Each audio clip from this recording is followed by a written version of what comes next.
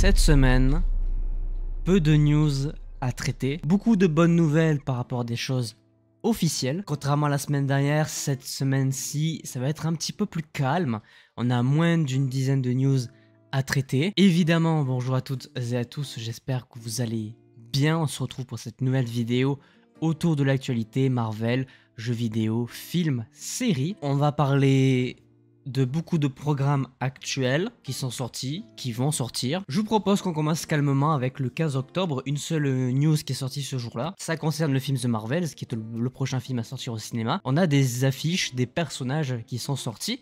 On en a 6 au total, 3 sur les personnages principaux, Carol Danvers, Captain Marvel, Photon, alias, je sais pas comment ça s'appelle, Monica Rambeau, et Kamala Khan. Et on a également 3 affiches sur 3 personnages secondaires, Samuel L. Jackson en Nick Fury, le prince Yan joué par Park Seo-joon et le personnage de Goose. Voilà, donc il y a 6 affiches qui sont là pour toujours la même chose, la promo du film qui arrive le 8 novembre ou le 10 au cinéma en France. Le 17 octobre, oui je sais j'ai loupé le 16 mais on va reparler un peu après parce que c'est pas vraiment une news en tant que telle. News autour de la série Agatha Darkhold Diaries du coup parce qu'elle a changé de nom ne serait-ce que 3 fois. On n'avait pas de logo jusqu'à maintenant de ce nouveau titre, bah ça y est, on a enfin le logo avec Darkhold Diaries écrit juste en dessous. Il n'y a aucune différence par rapport au logo de base, c'est vraiment juste l'intitulé, le titre qui change. Et on a la même chose du côté de Echo, là c'est le logo complet qui change pour la deuxième fois il me semble. Pour le coup celui-ci me plaît un petit peu plus.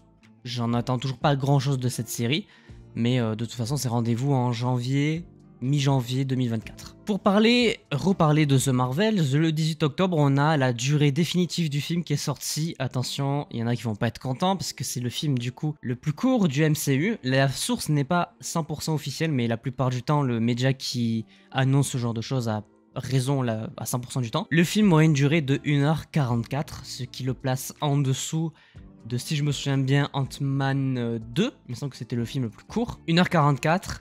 C'est très peu, surtout quand on sait qu'il y a 3 personnages principaux dans le film. Je suis pas mal inquiet, mais je me dis que ça peut être quand même une bonne surprise. On verra ça. Le 19 octobre, news autour de Deadpool 3 et de Captain America Brave New World, donc les 2 premiers films de l'année 2024. C'était inévitable évidemment, en vue déjà du fait que la grève des acteurs n'a pas réussi à se terminer. Le film Deadpool 3 est reporté à une date inconnue, mais toujours planifié sur l'année 2024. Ça, c'est une évidemment très mauvaise nouvelle, parce que c'est un film que je pense que la plupart des gens attendaient, qui allait un petit peu rehyper le côté Fox, X-Men, Mutants et Marvel. Mais la bonne nouvelle, c'est que du coup, effectivement, le 3 mai 2024, il n'y a plus le film Deadpool 3, mais par contre, ils ont avancé la sortie de Captain America 4, puisque le film est terminé depuis, le tournage du film est terminé depuis déjà le début de cette année. Donc, ils ont avancé le film. On aura quand même un truc à regarder en ce début d'année. Ça sera pas Deadpool, mais ça sera bien Captain America 4. On suppose donc qu'ils sont en cours de montage. S'ils sont capables d'avancer le film, c'est que le truc est pas très loin de la fin. Rendez-vous le 1er mai pour nous en France, pour le premier film de l'année 2024. Et le lendemain, c'est-à-dire avant-hier, au moment où cette vidéo sort, c'est le festival des sorties évidemment. D'un côté, sur Disney+, 2 choses qui sont sorties. Le remake en couleur du programme spécial Halloween Werewolf by Night, que je n'ai toujours pas vu, que je pense pas revoir, parce que comme je l'ai dit, je suis déjà très convaincu de la version noir et blanche. Mais pour ceux qui voudraient le voir, c'est sorti, c'est exactement la même durée, c'est vraiment juste une version couleur. Le même jour, évidemment, le 3e épisode de la saison 2 de Loki, avec le synopsis suivant. Loki et Mobius se lancent à la poursuite de la pendule animée pour tenter de sauver la TVA. Épisode de 56 minutes, nommé 1893, dont vous pouvez retrouver mon analyse sur la chaîne qui est sortie hier. Et enfin, évidemment, comment ne pas parler de cette sortie, puisque je pense que c'est ce qu'attendaient le plus les gens, la sortie du 2e opus de Marvel Spider-Man sur PS5. Ça y est, le jeu est disponible, ça coûte 100 balles.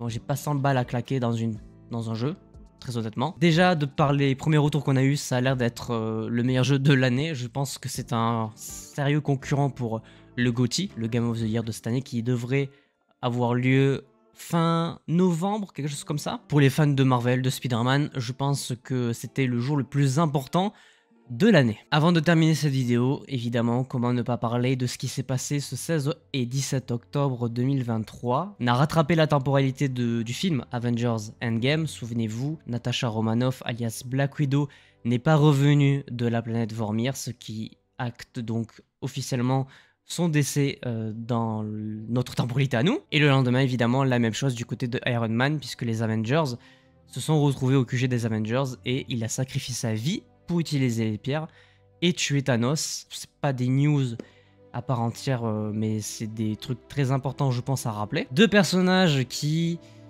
pour les amoureux de Marvel au cinéma, ont vraiment lancé le MCU tel qu'il est aujourd'hui, plus particulièrement du côté de Iron Man, puisque c'était le premier film en 2008, on s'en rappelle. Je vais pas en dire beaucoup plus, je pense que le tweet que j'ai posté à ce sujet était déjà assez complet comme ça. Ce sont deux personnages qui ont laissé une grosse trace dans ma mémoire. Deux personnages qui évidemment manquent, moi me manquent, mais je pense manquent pour la plupart des fans de Marvel. Et même si l'espoir de revoir ces personnages un jour sur le grand écran traîne dans l'esprit des gens, je pense que de toute façon, pour l'instant, ça n'est pas le cas. Donc voilà, grosse pensée aux fans de Marvel qui, à mon avis, n'ont pas passé forcément 2 jours hyper chouettes, quoi. Voilà pour cette petite semaine. Il s'est pas passé beaucoup de choses sur Internet. Comparé à la semaine dernière, il y avait eu quand même beaucoup de news avec le reboot, toutes les news autour de la refonte des séries. Cette semaine, c'était un petit peu plus tranquille. C'était beaucoup d'annonces de sorties et de décalage de films et d'avancement de certains d'entre eux. Dans tous les cas, j'espère que cette petite vidéo news autour de l'univers Marvel